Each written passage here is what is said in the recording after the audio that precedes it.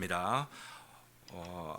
앞에 봉독하였던 본문의 바로 앞부분입니다. 5장 전도서 5장 1절부터 우리 7절까지 말씀 함께 다 같이 소리내어서 봉독하시겠습니다. 이어서 8절로 이어지죠. 5장 1절로 7절까지 다 같이 소리내어 봉독합니다. 시작. 너는 하나님의 집에 들어갈 때에 내 발을 삼갈지어다. 가까이 하여 말씀을 듣는 것이 우매한 자들이 제물 드리는 것보다 나으니 그들은 악을 행하면서도 깨닫지 못함이니라. 너는 하나님 앞에서 함부로 입을 열지 말며 급한 마음으로 말을 내지 말라. 하나님은 하늘에 계시고 너는 땅에 있음이니라. 그런즉 마땅히 말을 적게 할 것이라. 걱정이 많으면 꿈이 생기고 말이 많으면 우매한 자의 소리가 나타나느니라. 내가 하나님께 서원하였거든 갚기를 더디게 하지 말라.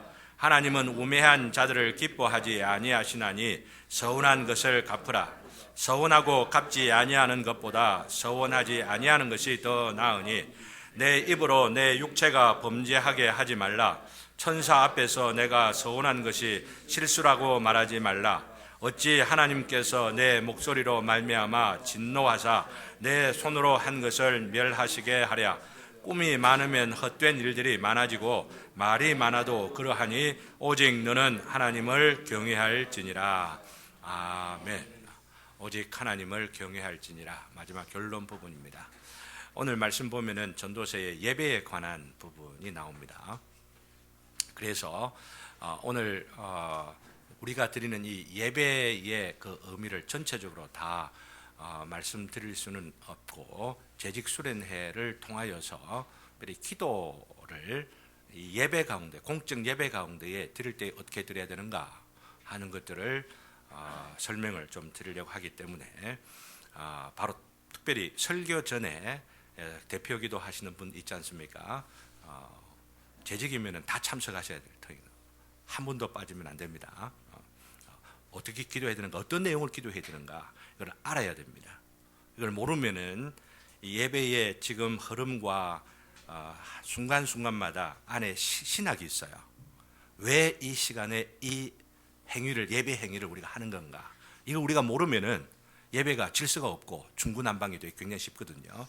그리고 우리가 배워야 하는 바로 그런 측면에서 굉장히 재직 수련회가 바로 오후에 있기 때문에 아무리 바쁘고 급한 사정들이 있어도 다 참석하실 수 있기를 바라고요. 그렇게 하시는 분들에게 하나님께서 모든 형편들 다 복되게 하실 줄로 믿습니다. 지난 주일에 제목이 생각납니까? 우리가 살아가고 있는 시대가 때가 악하기 때문에 삼겹줄의 사랑으로 천국을 이루며 살아가자라고 하는 겁니다. 삼겹줄의 사랑으로 하나님과 또 나와 이웃들, 성도들과 더불어 삼겹줄로 매는 바로 그 사랑. 하나 있으면 외롭죠, 그죠? 혹시 이번 주일에 외로우심을 느끼신 분 혹 없습니까? 혹시 우리 교회 가운데에 외롭다고 느껴지는 분들 계십니까? 그러면은 이 제목 꼭 기억하시기를 바랍니다. 내가 받으려고만 하는 것 아닐까? 내가 주어야 할 것은 없는 걸까? 이런 생각들을 하시기를 바랍니다. 주려고 마음 가지면 얼마나 행복한지. 일반 시인들도 그렇지 하지 않습니까? 내가 사랑하였으므로 행복하였노라. 뭐 이렇게 말하는 시도 있잖아요, 그죠? 사랑하려고 하면은 행복해지는 겁니다. 사랑받으려고 하면은 불행해지는 겁니다. 이게 법칙이에요. 그러니 우리 교회 모든 성도님들은 서로가 사랑을 주고 받고 하면서 불행이 파고 들어올, 고독과 외로움과 소외가 파고 들어올 그 틈이 조금이라도 일어나지 않도록 하기를 간절히 바라는 마음이죠. 그래서 지난주를 제목이지만은 한 번 더 좋은 것 같아서 한 번 더 복창을 했으면 좋겠습니다. 때가 악하니 삼겹줄의 사랑으로 천국을 이루자.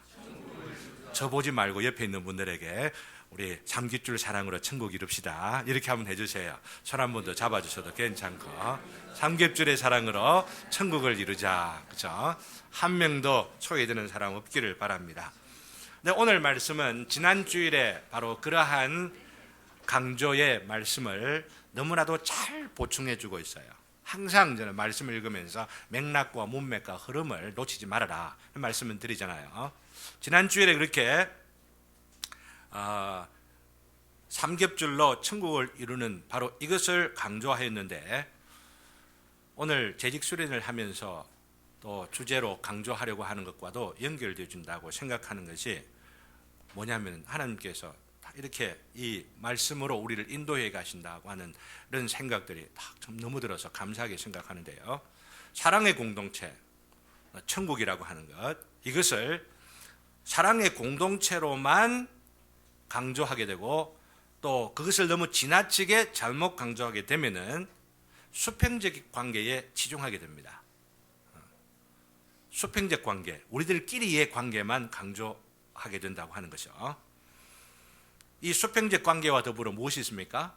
수평적, 수직적 관계가 있잖아요. 이것이 적절하게 균형을 잡아야 되는데, 한쪽으로 우리가 서로 사랑합시다, 이거 너무너무 중요한 일인데도 불구하고 이 사랑을, 그리고 우리의 관계와 교제를, 섬김과 헌신을 강조하다 보면은 하나님과의 수직적 관계가 소홀하게 여겨지게 되고, 그렇게 소홀하게 여겨질 정도로 우리의 사랑을 강조하게 되면은 잘못된 사랑, 인간적인 사랑, 이렇게 전락되고 오염되고 변질되기가 굉장히 쉽다고 하는 것입니다.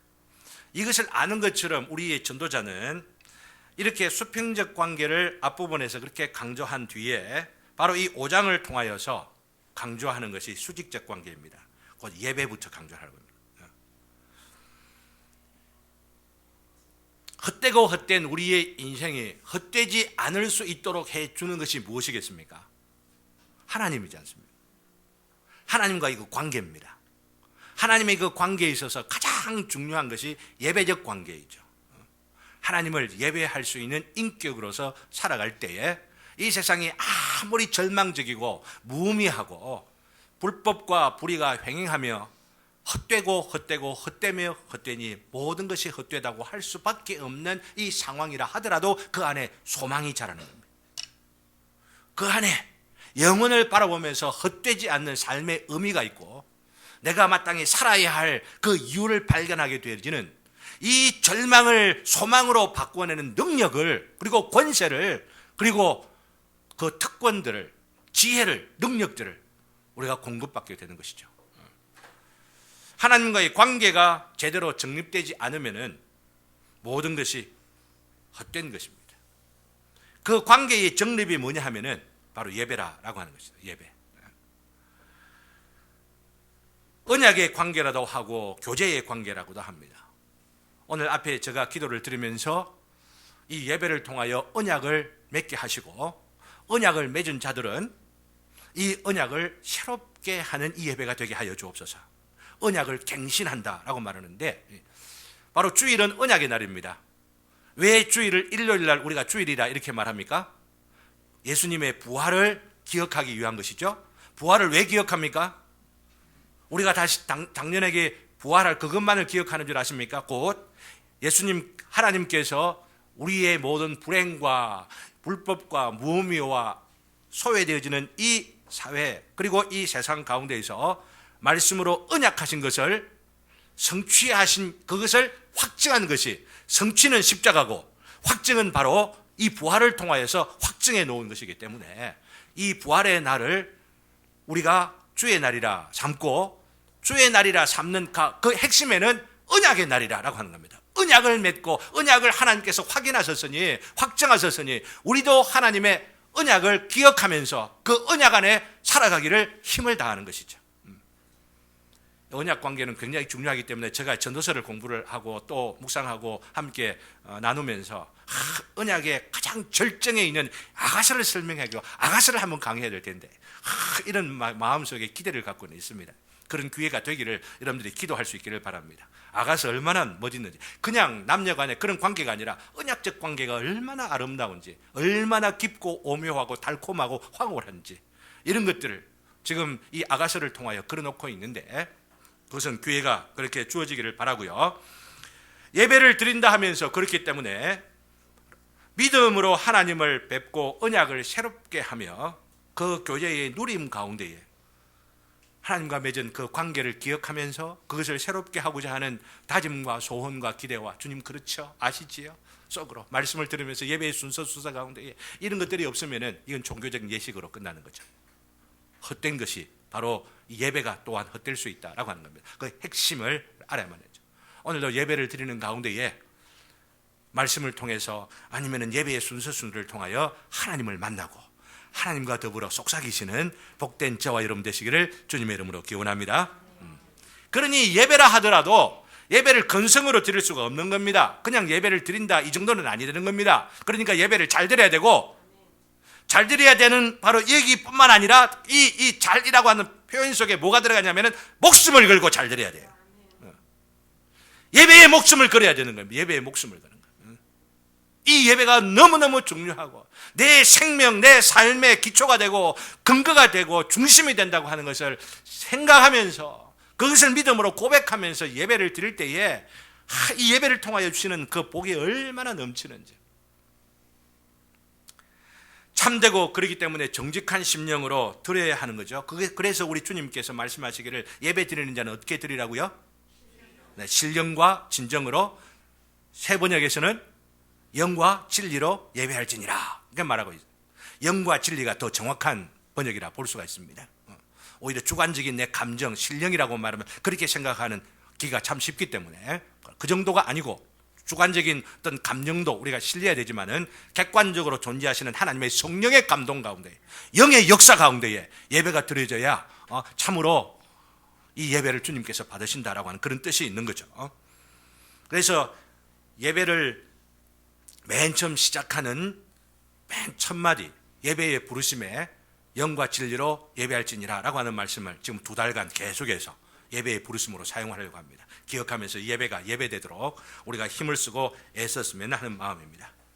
잘 드리는 예배가 어떤 예배일까요? 목숨을 걸고 드리는 예배가 어떤 것일까요? 소위 요즘 교회들에서 유행하고 있는 열린 예배, 혹시 여러분들 말 많이 들어보셨죠? 예배가 열려야 된다. 예배가 열린다면 그게 무슨 뜻입니까? 구체적으로 전통적으로 사용하지 않던 악기도 사용하고 전통적으로 불려지지 않던 노래들도 막 열어갖고 막 부를 수 있는 그런 노래가 열린 예배라고 하는 겁니다.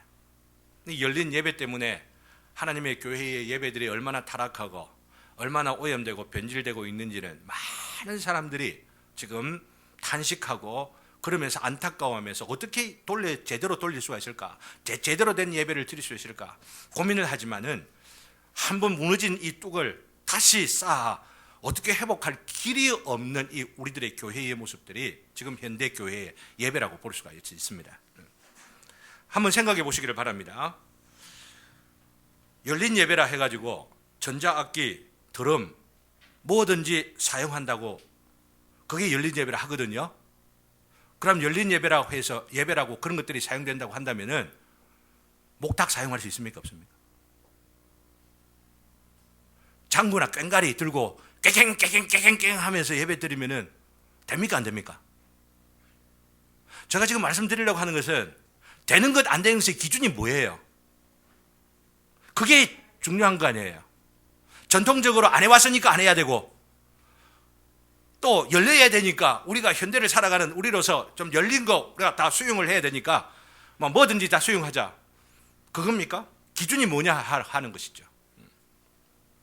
예배를 드리려고 하면 우리의 전 인격이 사용되어야 합니다. 지정어가 사용되어야 합니다. 근데 지정어가 사용되어야 하는데 예배의 악기가 지정의가 다 사용되도록 도와주는 악기면은 사용할 수 있다는 이야기입니다. 그런데 장구를 꽹과리를 드럼을 치면은 이 지성이 살아납니까? 안 납니까?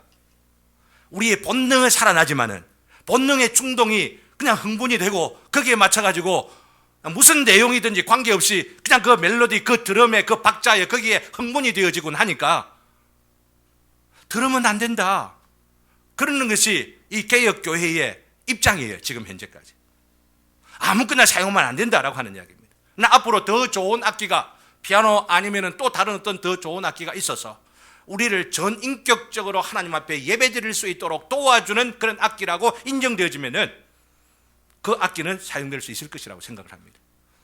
이런 의미로서 신학을 갖고 논리를 갖고 받아들일 것은 받아들이고 받아들이지 않을 것은 받아들이지 않아야만 하는데 이상해요. 요즘 예배들이. 이런 모습들 한번 생각해 보시기를 바랍니다. 어떤 이 견해가 참으로 하나님께서 기뻐하실 견해인지, 우리의 감정, 우리의 어떤 이 정서가 그냥 제어되지 않은 채로 그냥 무작정 막 폭발되어지는 바로 이것이, 그러다가 개소리도 내고 짐승소리도 내고 막 그러면 디굴디굴 등글고 이러면서 절제되지 않은 그 예배가 하나님께서 과연 기뻐하실 예배라고 생각되십니까? 그런 예배가 요즘 얼마나 흔한지를 여러분들 아시잖아요. 이런 그 유튜브나 이런 데들 보면은 그런 모습들 너무 많잖아요. 우리의 감정이, 우리의 정서가 너무너무 필요해요. 하나님 앞에 우리의 감정, 정서 없이 우리가 예배를 드리는 것은 가짜 예배라고 볼 수가 있습니다. 그러나 이것이 통제되어야 하는데, 무엇에 의하여서? 하나님의 말씀을 이해하고 제대로 파악을 하는 이성에 의하여, 우리의 지성에 의하여서 통제되어야 한다고 하는 거예요. 그렇기 때문에 하나님께 받은 은혜가 너무 커서 이스라엘 백성들이 성전을 포로에서 돌아와가지고 성전을 지을 때에 사람들이 통곡을 했잖아요. 슬퍼가지고. 그럴 때 에스라가 뭐라고 했어요? 울지 말아라. 왜 한 번 슬케 마음껏 하면 스트레스 한번 풀어봐라.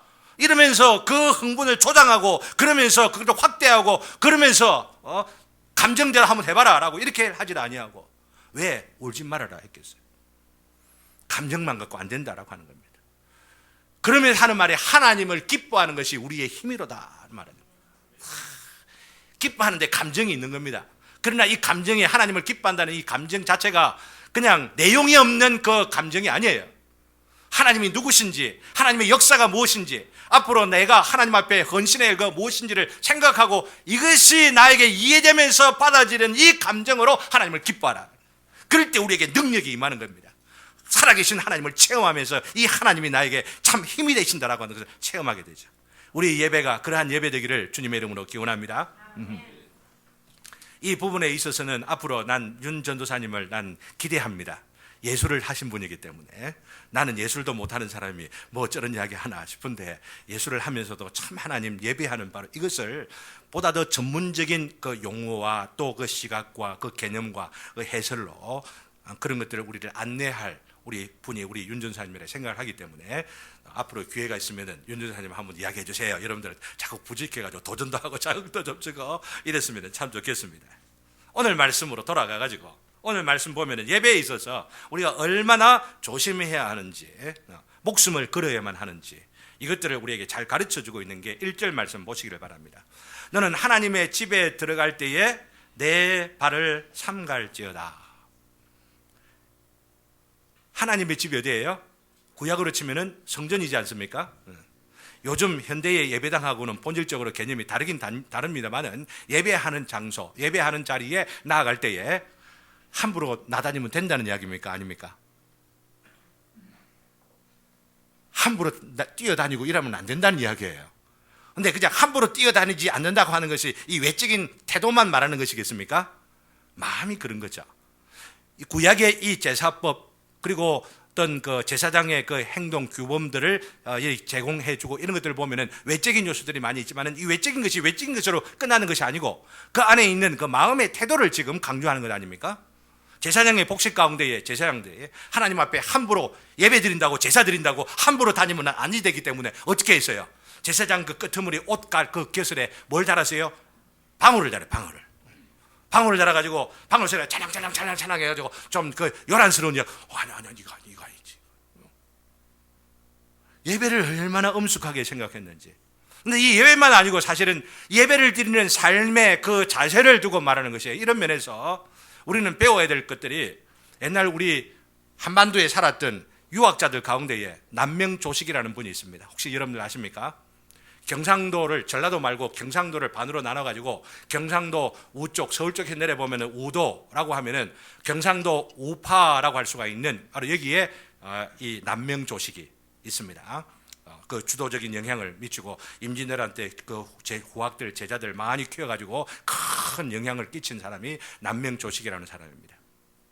그리고 저기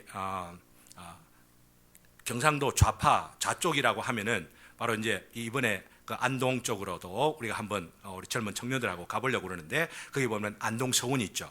거기는 퇴계 이황이 주도하고 있었던 그 학문적 이 영향력을 행사했던 바로 이런 데네. 여기는 이황이 있고 여기는 남명이 있고 조식이 있고 이러면서 큰 영향력을 이 조선 이 중기 때에 영향을 미쳤던 사람들이라고 볼 수가 있는데, 저는 어떤 면에서 이 남명 조식의 그 영향력을 우리는 너무나 잘 모르고 있기 때문에 이걸 좀 강조하고 알아야 될 필요가 있겠구나 하는 생각들을 합니다. 이분이 살면서 내가 깨달은 이 도를 살아가면서 실천적으로 내가 행하며 살아야 되겠다고 생각해서 실천적 유학을 강조했던 이 인물인데, 항상 몸에다가 뭘 갖고 다녔냐면은 방울을 달고 있어요. 그리고 또 칼을 갖고 다녔어요. 칼. 마음 가운데 사특한 생각이나 거짓된 생각이나 내가 옳다고 생각되지 않는 어떤 생각들이 버떡버떡 나고 이러면은, 그리고 그 생각에 끌려가려고 하면은 칼 가지고 살찜을 좀 찍어내면서 그러면서 자기를 경계했다고 하는 이야기입니다. 그리고 방울 소리가 나면서 도인이 아니면은 학자가 진리를 추구하는 바로 그런 진리인에 내가 함부로 촐랑거리면서 다니면은 안 된다고 생각을 하고 방울 소리 안 나도록 하고 방울을 읽고 다니면서, 물론 그런 것들을 우리가 그렇게 해야 된다 이런 말씀을 드리는 건 아닙니다. 그런 외적인 것을 너무 지나치게 강조해서 허위 혹은 위선적인 선비들을 많이 만든 것이 또한 유학 세계이기 때문에 저는 그런 것들을 나는 옳다고 생각하지 않습니다. 그러나 제가 강조하는 것은 그만큼 조심스러움이 우리에게 있느냐라고 하는 것이죠. 예배를 준비하는 우리들, 예배에 참여하면서 예배를 드리는 우리의 그 심령, 마음들 가운데에 그런 조심스러움과 어떤 의미에서는 두려움이 우리에게 있느냐라고 하는 거죠. 사랑하는 성도 여러분, 여러분에게 질문하고 싶은 게 있습니다. 그 두려움이 아주 웅장한 르네상스풍의 아니면 고딕풍의 그 건물 앞에 압도를 당하는 바로 이런 어떤 모양이어야만 그것이 우리가 하나님 앞에 가지는 마음이겠습니까? 그건 종교심이에요. 종교심. 스페인에 지금도 성당을 짓고 있는 120년인가 30년인가 지금도 진행되는 그 건축물이 있다고 하지 않습니까? 얼마나 황홀한지 여기를 봐도 저기를 봐도 제주가 기가 막혀 눈이 뒤집혀질 것 같아. 그런 이 성당이 있어야만 하나님의 그 신비를 느끼는 것입니까? 절대 아니에요. 절대 아니에요. 그것들은 종교적인 마음이라고 하는 겁니다. 절간에 우리가 가서 뭔가 뒷간에 가면은 뭐가 쓱 나올 수 있는 짜릿짜릿한 그 마음하고 성당 그런 데 가가지고 향불 피워놔놓고 뭔가 올라오면은 뭔가 올라가는 것 같고 하는 이런 어떤 그 심미적인 어떤 그 무엇들은 하나님께서 그것을 보시고 네가 나를 예배하구나, 네가 나를 사랑하구나, 이거 아니에요. 어제 밴드, 우리 교회에 밴드 아직 안 들어가신 분이 계시면 밴드 들어오십시오. 밴드 어떻게 들어가 이래 하십시오. 그래가지고 예성이 울면서 아빠 사랑해요 하는 거 꼭 한번 보세요. 눈물 나요. 눈물 나. 아빠 사랑해요 하는 노래를 부르는데 처음 그냥 부르다가 그것이 막 그냥 너무 감동이 돼가지고 예성이 같이 울고 예의도 옆에서 같이 울고 막 이렇게들 해요. 이걸 보면서 우리의 예배가 바로 이래야 되는 것 아닐까 생각을 하는 것이죠. 우리의 예배가 하나님 앞에 주어지는 그 두려움과 그리고 하나님의 은혜와 사랑과 그 베푸르시는 그 어떤 것을 생각하면서 그것이 뒤문복이 돼가지고 한편으로 그 엄숙함과 한편으로 그 사랑스러움, 그것이 막 복받쳐 터지는 것이 뭐냐면 예배의 감격이, 목사가 설교 잘하고 예배인도 잘하는 이것도 중요하지만은 여러분들이 예배를 소중하게 생각하고 이 예배가 내 생명, 내 목숨이 걸렸구나 생각하면서 예배를 드리고자 하는 마음이 합해질 때에 이 예배가 참 예배가 되는 것입니다. 그런 예배가 주일마다 드려지는 복된 우리 교회 되기를 주님의 이름으로 기원합니다. 네. 말씀으로 돌아가서 바로 뒷구절에 보면요, 내 발을 삼갈지어다 해놔놓고 가까이 하여 말씀을 듣는 것이 우매한 자들이 재물 드리는 것보다 나으니 그들은 악을 행하면서도 깨닫지 못함이니라. 그들은 누굽니까? 우매한 자들입니다. 악을 깨닫지 못한다라고 하는 게 무엇입니까? 재물을 드리면서 악을 행하는 겁니다. 제대로 알지를 못하고 깨닫지 못하고 예배를 드리는 겁니다. 두려움 없이 건방지게 내가 막 드리면 다 되는 것처럼 생각하고 그냥 동양 뭐 주는 것도 하는 것처럼 헌금하고 또 뭐 내가 뭐 서비스 베푸는 것처럼 뭐 어떻게 하면서 예배에 참여하고, 이게 지금 뭐라고요? 악을 행하면서도 깨닫지 못하느니라, 지금 이렇게 이야기를 하는 거예요. 깨달으면서 예배를 드려야 한다 말씀을 드리는 겁니다. 예배를 잘 드리려면 진리를 배워가면서 드려야만 합니다. 그래서 우리 주님께서는 영으로 예배할 뿐만 아니라 뭐로 예배할지니라 라고 또 말씀하셨습니까? 진리로 예배할지니라 라고 말씀하셨죠. 진리가 없으면 영도 잘못될 수가 있어요. 영이 없으면 진리도 왜곡될 수가 있고, 이 두 개를 동시에 우리 주님께서 강조하신 것을 볼 수가 있는 것이죠. 그렇게 1절을 말씀하고 나서 전도자는 2절부터 7절까지 오늘 읽은 7절 가운데 가장 중요하게 예배의 여러 가지 요소가 있지만은 예배의 요소들 가운데 특별히 언어를 기본적으로 강조하는 겁니다. 너는 하나님 앞에서 함부로 입을 열지 말며 급한 마음으로 말을 내지 말라 말하고 있죠. 그리고 3절부터 7절까지는 3절에서 7절에는 꿈 이야기를 하잖아요. 이 꿈 이야기를, 꿈 자체가 중요하고 꿈 자체가 흥미롭고 이러기 때문에 이것을 꿈 언급하는 거 절대 아닙니다. 한번 기회가 되면은 꿈을 우리가 어떻게 이해할 것인가, 이건 분명히 여러분께 약속드립니다. 아주 중요한 주제이기 때문에 우리 일상 가운데 꾸는 그 꿈과 또 하나님께서 우리에게 주시는 계시의 꿈 어떻게 구분하며 우리가 또 어떻게 활용해야만 할 것인가, 이건 굉장히 중요한 하나님의 말씀을 통한 지식이기 때문에 제가 여러분들께 말씀을 드리도록 하겠습니다. 나 오늘 여기서 보면은 꿈 자체를 지금 말하는 것이 아니고 꿈을 지금 말하는 그 중요한 그 이유는 뭐냐면은 한번 3절 보십시오. 걱정이 많으면 꿈이 생기고 말이 많으면 우매한 자의 소리가 나타나느니라. 이게 뭐예요? 예배 중에 우매한 자의 소리가 말이 많으면 나오게 된다, 이 말 아닙니까? 예배를 잘 드리려고 하면은 말을 함부로 하면 안 된다 하는 이 말씀이에요. 특별히 이 말은 설교자에게 주는 말이 아니고, 물론 설교자도 말이 너무 많으면 쓸데없는 말들 많이 하면 아니 되지만, 예배를 드리는 사람이, 예배를 참여하는 사람이 어떤 태도를 가지고 말해야만 하느냐, 요거 지금 강조하는 것이죠. 특별히 예배할 때에 하나님 앞에 내가 이것을 소원합니다, 이것을 들어주시면은 나의 소원을 들어주십시오 라고 하는 서원이라는 게 있습니다. 서원들 함부로 하지 말아라 라고 말하는 거죠. 하나님 앞에 맹세 같은 거 함부로 하지 말아라, 서원하지 말아라 라고 하는 것이 아니라 함부로 하지 말아라 라고. 하나님 앞에 서원의 말을 함부로 하지 말고 한 것이 있다고 한다면은 천사 앞에 한 것을 지키지 않는다고 할 수가 있겠느냐. 지켜라, 손해가 보아도 꼭 지키도록 해라 이러면서 마음으로 말을 표현한 것들을 하나님께서 기억하고 계시는 것들을 여기에 지금 강조하고 있는 것이죠. 4절 말씀 그리고 5절 말씀 보십시오. 5절에도 보면은 서운하고 갚지 아니하는 것보다 서운하지 아니하는 것이 더 낫다라고 하는 겁니다. 그러니 서운하는 것, 하나님 앞에 맹세하는 것 신중하게 해야 된다고 하는 이야기입니다. 세례 같은 거 할 때에 우리 서운을 합니다. 알겠어요? 유아세례 지지난 주일에 받았죠? 이것 유아세례 그냥 한 것이라 생각하지 마시기를 바랍니다. 오늘 여기 있는 것 심각하게 생각하고 진지하게 생각하고, 이 모든 것들이 지금 오늘 성찬에 참여하는 바로 이런 문제들도 생각을 해보면요, 이 성찬에 참여하는 이것이 그냥 아무렇게나 그냥 예식 중에 하나니까 한다 이렇게 생각하지 마세요. 어떤 분은 지금 오래 우리 교회에 빠짐없이 계속 오는데도 지금 성찬 참석을 못하는 사람이 있습니다. 그런데 옛날에 내가 세례받았다라고 하는 그것 하나 때문에 성찬을 막 그냥 받아. 그것이 얼마나 놀라운 특권인지 영광인지 그 알지도 못하면서 그냥 받아. 하나님께서 분노하실 것이다. 하나님께서 기억하시고 책망하시라는 것을 기억을 하시면서 내가 받지 말라는 이야기 다 받았으면 너무 좋겠어요. 안 받은 분들도 빨리 이런 그 예식을 거치면서 빨리 받는 자리에 있어주면 너무너무 좋겠어요.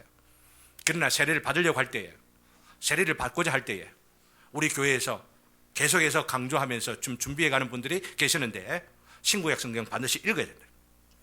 아무리 뭘 어쩌고 해도 성경 읽지도 않고 진리에 기초하지 않으면서 내가 믿는다라고 하는 것은 엉터리다. 그러니까 성경을 읽어야 된다. 이거 지금 강조하는 겁니다. 학습, 신약 성경 그리고 신구약 성경 다 읽으면 세례 이것들 읽으시고, 여러분들이 세례를 받으신 분이라고 한다면은 내가 그렇게 좀 정확하게 받은 것 아니다 싶으면은 새로 세례를 받아야 되겠다 이렇게 생각하지 마시고, 그러면은 저 목사가 제 침례파가 되고 제 세례파가 되는 겁니다. 난 그것 한번 하나님께서 하나님의 이름으로 받은 그 세례는 유효하기 때문에, 유효하게 작용하기 때문에, 누가 베풀었느냐, 누가 그 의식을 집전했느냐, 이거 중요한 게 아니다. 웨스민스터 신앙 고백서에서 강조하고 있어요. 그 예식 자체가 중요하기 때문에 잘 알지를 못한 채로 받는 자라 하더라도 그 예식의 그 의미가 무엇인지를 생각하고 음미하고 또 배워가는 가운데에 참된 의미를 참으로 깨닫게 되어지는 역사가 있게 되니, 내가 받은 그 세례가 어떤 의미가 있는지, 내가 지금 행하고 참여하고 있는 이 성찬이 얼마나 의미가 있는지 이거 잊어버리지 않으면서 이 예식들에 참여함으로 인하여서 하나님의 놀라운 그 은혜와 복을 누려야 된다라고 하는 것, 여기 오늘 말씀을 통하여 적용할 수 있는 내용들이라고 할 수가 있습니다. 서원이라고 하는 것, 이것을 꼭 어떤 서약 이런 측면에서만 아니고 우리 예배 중에 찬송하는 내용들도 건성건성으로 어떤 그 내용들 깊이 생각하지도 아니하고 그냥 찬송이니까 그냥 한다. 제가 기도하면서 선곡을 합니다. 어떤 내용을 가지고 불러야만 우리 회중들의 마음에 합당하여 그 마음이 하나님께로 올려지는 찬송이 될 수 있을까, 그런 고민들을 합니다. 그게 목회자의 일이죠. 그러니 여러분들도 찬송을 하나 하면서 시간 부르는 찬송이니까 하구나 이렇게 생각하지 말고 마음을 담으십시오. 영을 담으십시오. 혼을 담으셔야 돼요. 혼을 담아가지고. 그래야 우리 심령금 윗바닥에서부터 올려드리는 찬양을 주님 앞에 올려드릴 바로 그때에 주님께서 우리의 예배를 받으시고 예비하신 그 은혜의 그 복들을 쏟아부으시니, 가정에도 직장에도 우리 심령에 소원하는 그 기대하는 그 역사 가운데 하나님께서 부어주시는 그 은혜가 있는 것입니다. 사랑하는 성도 여러분, 여러분들께 말씀을 드리고 싶어요. 손 목사가 지금 복을 받고 있습니까? 안 받고 있습니까? 많이 받습니다. 참 하나님 앞에 참되게 살아보려고 일을 할 때에 첫 번째는 하나님께 시련을 주시더라고요. 근데 그 시련 가운데서도 내 마음을 변치 않고 하나님께서 이 기회를 통하여 나를 연단시키는 기회인 줄 하나님의 손을 볼 수가 있더라고요. 그걸 보면서 참고 인내하는 가운데에 하나님께서 복을 주시는데, 너무 멋진 우리 성도님들을 만나는 이 복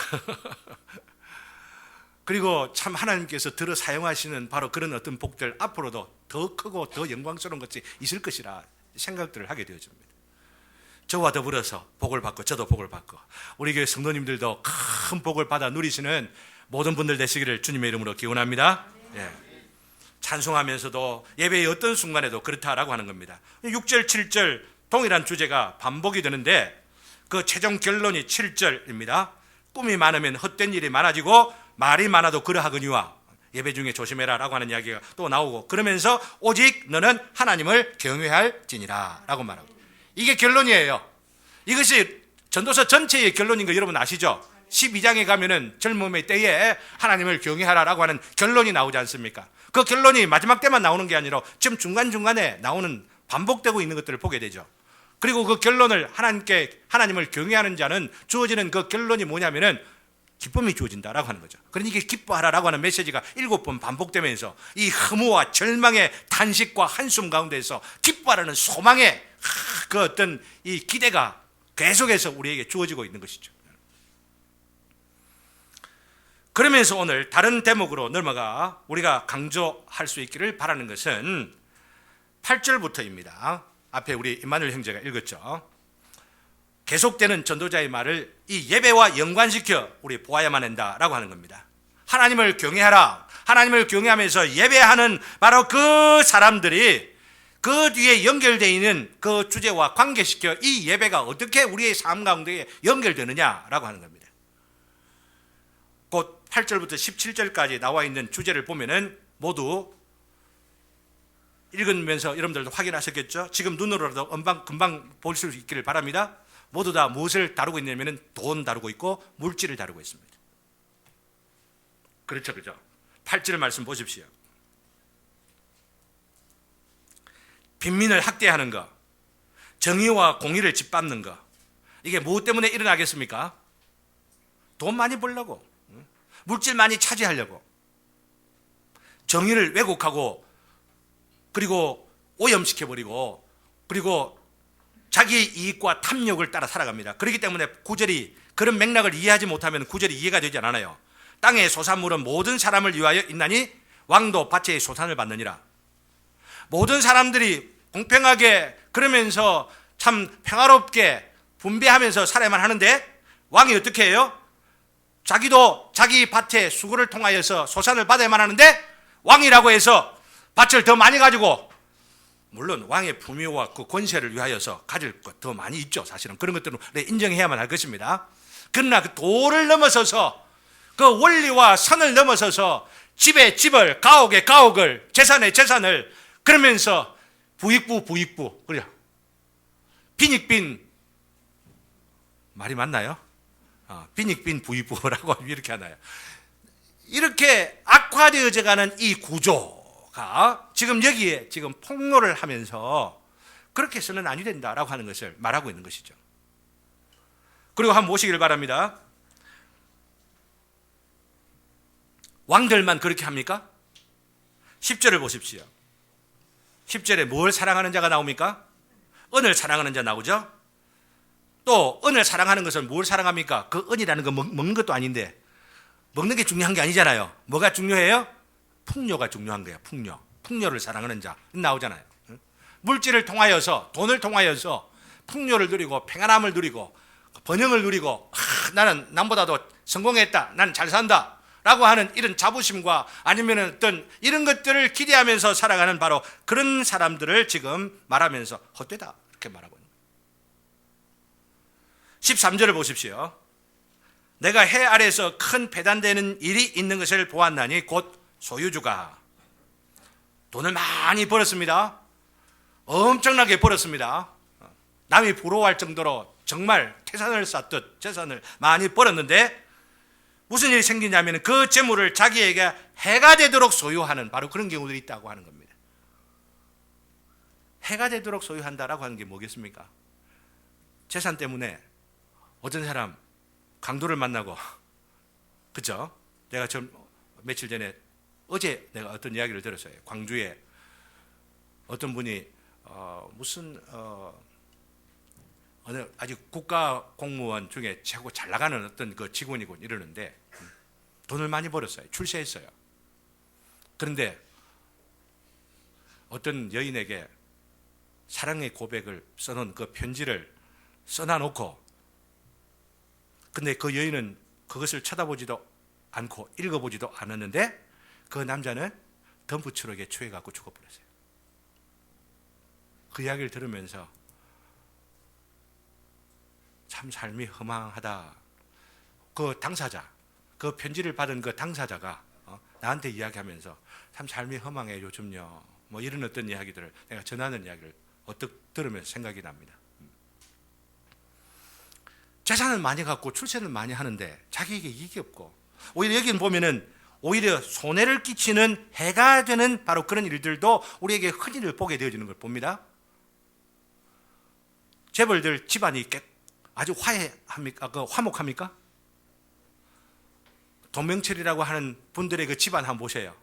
형제들 간에 대화도 안 하고 집 찾아가지도 안 하고, 이번에 누구 어느 분 죽었는데 장례식 때 찾아가지고 화해했다라고 하는데 진짜 화해했는지 어쩐지 모르죠. 재산을 가져도 오히려 가족들, 형제들, 친척들 을을 상하게 되는 그런 일들이 얼마나 더 많아요. 그러니 없다 하더라도 오히려 가족들끼리 화목하고 사랑하는 바로 이런 것들이 더 낫다고 잠언서에서 여러 번 반복하면서 이야기하는 것들 한번 보시기를 바랍니다. 해를 끼치는 바로 그 재산만을 위하여서 수고하고 땀을 흘리고 늦게 일어나며 일찍 일어나고 늦게 눕는 그런 수고들을 하는 우리들의 삶의 그 모습들 가운데에 지금 경고하고 있는 모습들을 우리가 볼 수 있기를 바랍니다. 14절에 보면은 있다가도 순식간에 없어져 버리고 심지어는 아들을 낳았으나 라고 했죠. 아들을 낳았으나 그 아들에게 물려줄 것이 하나도 없는 처지로 전락해 버리는 수도 있다고 말하고 있는 겁니다. 그러니 여러분들 재산 많이 모아가지고 우리 자녀들에게, 우리 후손들에게 다 주면은 될 거라고 생각하지 마시기를 바랍니다. 화평아, 아빠 돈 벌어가지고 뭐 물려줄 거라 절대 기대하지 말아라. 절대로 기대하지 말아라. 저희 가족은 사실은 저희 선생님께서 교회 개척을 하시다가 병이 들어가지고 은퇴를 하셨는데 저희 어머니 한 7 형제를 다 키우시기 위하여서 빚을 내고 막 이런 빚에다가 또 빚을 내고 이러다가 나중에 다 은퇴한 은퇴금 있잖아요. 그거 다 받아가지고 다 빚갈이라고 한답니까? 이거 다 하고 나니까 빚이 400만 원 남더라고요. 저희 형님을 제가 욕할 수 없는 이유가 바로 여기에 있습니다. 그러는 가운데서도 하나님께서 세우시는 거 보면은 얼마나 감사한지 몰라요. 그렇다고 해서 가난하게 살았으니까 그 이 재물에 집착을 해갖고 하늘 풀듯이 내가 돈을 많이 벌어야 되겠다 이런 생각 안 주신 주님이 얼마나 감사한지 몰라. 이 물질의 허망함을 깨닫도록 하게 하여 주시고 수고 주님 앞에 주님을 바라보며 살아갈 때 주실 자에게는 하나님께서 주시는 것이고, 그러니 나의 삶에 최선을 다하며 살아가는 바로 이 삶이야말로 주님께서 기뻐하시니라 이렇게 생각하도록 하게 하니까 욕심 그렇게 나지 않는 것이, 그렇다고 해서 내가 도사고 선인이고 마음 가운데 탐욕이 전혀 없다고 하는 그런 뜻 아닙니다. 욕심이 어떨 때는 하나님께서 나를 억제하시다가 하나님이 잠시 돌아보지 아니하는 순간이면 얼마나 많은 욕심이 나오는지 몰라봐. 도깨비가 내 안에 숨어 있어. 탐욕으로 이래가지고 눈이 뒤집어져. 그래서 복권을 한번 살까 이런 생각도 있고, 그렇지만 지금까지 억제시켜 주신 거 이 생각하면 너무너무 감사하죠. 억제하시는, 그리고 제어하시는 사랑하는 모든 성도 되시기를 주님의 이름으로 기원합니다. 뭐니 해도 돈 아니에요. 뭐니 해도 하나님이에요. 하나님이 돈이에요. 우리 돈이에요. 하나님이 우리의 영광이에요. 하나님이 우리의 축복이에요. 하나님 없이는 우리가 아무것도 할 수 없다는 것, 이것을 우리가 알아야만 하는 것입니다. 그러니 어떻게 살라고 하는 것이냐? 돈을 벌면 안 됩니까? 아닙니다. 돈 벌어야만 하죠. 재물을 모으면 안 됩니까? 아닙니다. 모을 수도 있어요. 하지만 재물을 모으고 재물에 대해 근심하고 염려하는 것들이 하더라도 하나님 안에서 모으는 것, 하나님을 위하여 모으는 것, 하나님의 나라를 위하여서 충성스럽게 사용하기 위해서 모으는 것, 이게 중요하다라고 하는 겁니다. 이것을 우리 주님께서 말씀하시기를 선명하게 강조하신 게 뭐냐면은 너희는 먼저 그의 나라와 그 의를 구하라. 그리하면은 이방인들이 구하는 그 모든 것들을 너희에게 더하여 주시리라 말씀하고 있습니다. 하나님 나라와 그 의를 구하라. 그리하면 너희를 배고프게 할 것이다. 이렇게만 말씀하신 것이 아니고 이방인들이 구하는 것도 주시겠다 이렇게 말씀하시는 것입니다. 믿습니까? 네. 지난 수요일 한상로 목사님 서거 40주년 행사를 하는데 주 강사였던 박이천 목사님, 내수동 교회의 원로 목사님이신데 이분께서 한 목사님과 한 7개월 정도를 동거숙 하셨거든요. 같이 먹고 식사도 하고 같이 지내신 분이기 때문에 한 목사님 잘 아시는 분이라 우리가 모셨습니다. 모셔가지고 설교를 하시는데 한 목사님의 생애의 인상적인 몇 가지 부분들을 설명을 하시는 중에 한 가지가 제가 오늘 기억나서 또 말씀을 드립니다. 그것은 바로 김두식 선생에 대한 부분입니다. 혹시 여러분들 아십니까? 여교사인데 마산의 어느 학교 교사였는데 일제 신사참배, 이 신사참배를 하게 되면 교사직을 놓아야 되는 그런 상황에서 고민이 돼가지고 홀로 어머니를 모시고 살아가는 그런 상황 가운데서 어떻게 하나 하는 생각에 한 목사님을 찾아온 거예요. 그래가지고 한 목사님께 질문을 합니다. 내가 신사참배 해야 될까요? 아니면 교사직을 내가 그만둬야 될까요? 라고 말하니까 한 목사님께서 하시는 이야기가 그 여교사에게 지금 질문을 합니다. 하나님께서 공중의 새와 들의 풀들을 다 먹이시는 거 믿습니까? 그러니까 믿죠. 그렇다면 직장을 그만두어도 하나님께서 다 입히시고 먹이실 것을 믿습니까? 이런 질문을 하니까 믿는다고 하면서 마음속에 결심이 생겨서 교사직 그만두게 되고 그 뒤 결과가 어찌 된 줄 아세요? 감옥을 3년 동안 살았어요. 한 목사님의 그 일대기에 기록되지 않는 뒤의 스토리를 제가 궁금해가지고 추적을 해 찾아봤거든요. 이 김두식이라는 분이 어떻게 그 뒤에 사셨는가. 2004년도에 돌아가셨는데 1990년도에는 건국 훈장을 받았습니다. 그 생애가 하나님 앞에 일제 때 한 목사님의 조언을 받아가지고 하나님의 말씀대로 살아야 되겠다. 하나님이 살아계신 것을 내가 정말 믿고 그 말씀대로 의지하며 살아가리라 결심하며 다짐했던 그 생애가 그 후대에 있는 사람들에게 추앙을 받는 게 한 목사님만 아니고 한 목사님은 이런 건국훈장 이런 거 못 받았습니다. 근데 이 사람은 그런 훈장 받고 국가보훈 이런 것들을 통해서 지금 어디에 지금 묻혀 계시느냐 하면은 애국 열사들 묻혀 있는 현충원에 묻혀 계시죠. 그러나 제가 이 말씀을 드리는 것은 그것보다도 하늘나라의 상급이 더 큰 줄을 믿습니다. 하나님을 믿고 의지하며 살아가는 바로 이 삶이, 하나님을 우선하면서 살아가는 바로 이 삶이 우리의 예배의 가장 기본적인 원리가 된다라고 하는 겁니다.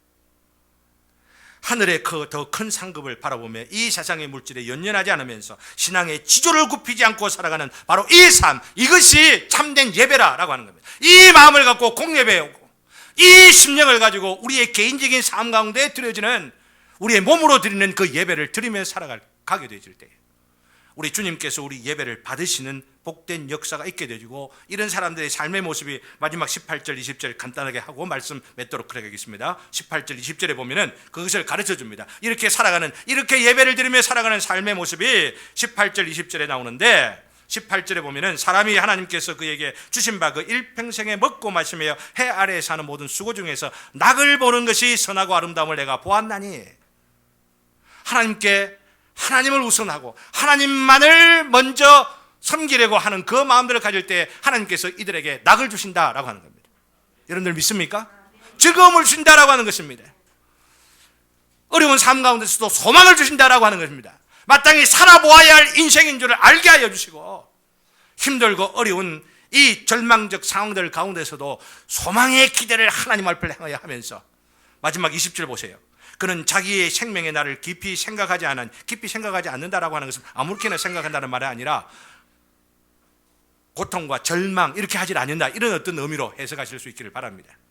이는 하나님이 그의 마음에 기뻐하는 것으로 응답하시니라. 하나님께서 응답해 주시기 때문에, 우리의 소원하는 바를 통하여서 주님께서 응답하시고 연락하시고 또한 반응해 주시기 때문에 우리의 삶 가운데 기쁨으로 살아갈 수 있는 바로 그 놀라운 역사가 계속되어진다라고 하는 것입니다. 예배 가운데에, 그리고 개인적인 모든 삶 가운데에 우리 주님께서 동행하시고 우리의 예배를 받으시며 우리의 심령의 소원을 아시고 채워주시는 그 놀라운 그 은혜를 오늘도 맛보시고 기대하시고 소망하시면서 마음의 결심을 하시고 주님 안에서 내가 살아가겠나이다, 주님만을 바라보며 살아가겠나, 이 결심 가운데에 찬송을 부르면서 주님 앞에 또 나가시는 우리들 되시길 주님의 이름으로 기원합니다. 찬송